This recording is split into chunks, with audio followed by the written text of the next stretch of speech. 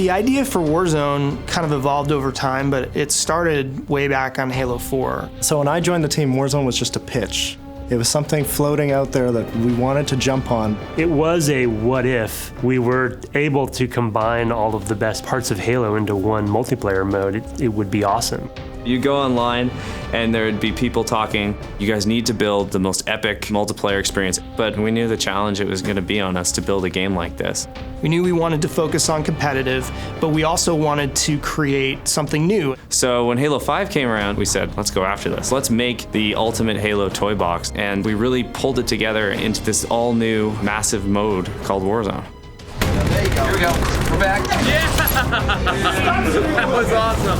Warzone is everything in one package. You have 2 teams of 12 Spartans meeting in battle on epic scale maps. You have the enemy AI, you have vehicles, you have bosses that will enter the battlefield at key points, and the entire time you're trying to capture the most victory points for your team. The guiding principle for Warzone was the blend of PvE and PvP. So there's all these different ways that you can contribute as a player, depending on what your own individual playstyle is, and all of it is contributing to your team's score and your team's success. Your goal as a team is to get 1,000 points or destroy the enemy team's core. Bug lock, 2 contact.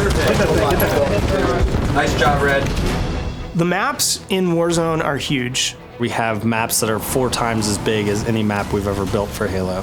It's really a careful balance of making sure that we have large spaces for incredibly epic combat, but at the same time not have it feel sparse.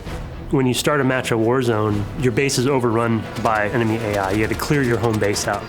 And when you go out into the war zone, you have all these choices at your disposal. It's like, do I want to go and capture a base, or do I want to go and do combat with a boss? Each team on their side of the map has an armory. And then we've got a garage right in the center. The main advantage of the garage is that it is a place that's further ahead in the battlefield where you can spawn vehicles. If you can manage to capture the 3 objective bases that are on the map, that allows you to then access their base and destroy the power core that's at the center. I need help in the corner. Watch on that corner. Wow, they're on our core already. It's a way for a team that might be out of the battle to come back from near defeat and score that last-second victory. One of the coolest new aspects of Warzone is having these bosses on the battlefield. You'll be playing the match and then you'll get a notification that a boss is coming in. And for the really good Warzone teams, they're going to want to focus on those bosses right away. We wanted to bring personality into the bosses and fit them into the universe. Giving them names and giving them a backstory gives the player a sense of accomplishment. These are characters who are a big deal within their own faction. You've got Baron Jerome, who's patrolling over the battlefield in his Banshee, and when he comes out, that's a moment. When he spawns, everyone's like, Baron's out, Baron's out! And everyone's running over, right, and trying to get the Baron first. You're going to then have to decide in this boss fight, do I focus on killing the boss, or do I focus on trying to fight the other team off of the boss? There's certain points in the match where that next big legendary boss kill is going to determine who wins the game.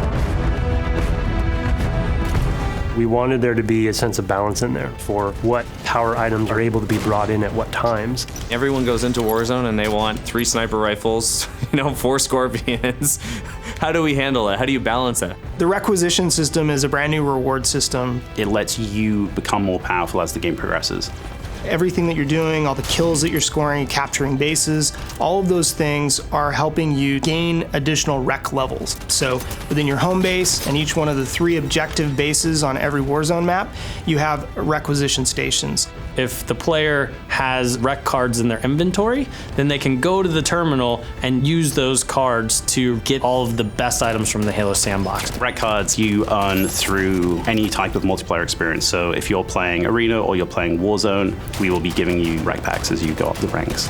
You'll get a requisition pack, and there'll be random things in there, everything from weapons and vehicles to be used in Warzone to cosmetic items you can use both in Warzone and Arena. So as I level up within the match, I get access to the higher level cards that are in my inventory, and I can use that Scorpion card or that Banshee or that rocket launcher. No more like fighting for that one spot on the map where the Scorpion tank spawns. No, I bring my Scorpion tank in with me in my wreck collection.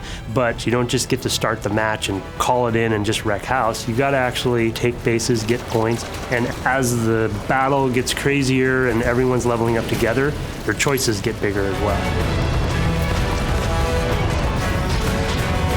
In some ways, Warzone is a Halo player's dream because it's bringing together all the best parts of Halo in one multiplayer experience. We want to make sure that Warzone has something for everyone in there. If you want to defend a base, you can do that. You want to go after the biggest and baddest bosses and work with a few teammates, you can do it. If you want to protect your teammates from afar with a sniper rifle, and if you want to fly a vehicle around, you can do that in Warzone. It's this crazy mode where anything is possible. It really just feels like you have jumped into a hot zone. Dudes are running in, there's rockets flying everywhere, and it's just total chaos. When we see the Banshees, the Scorpions, and the Mantises all out in the battlefield and everything is going bananas, that is my favorite part of Warzone. I can't even tell you how exciting it is.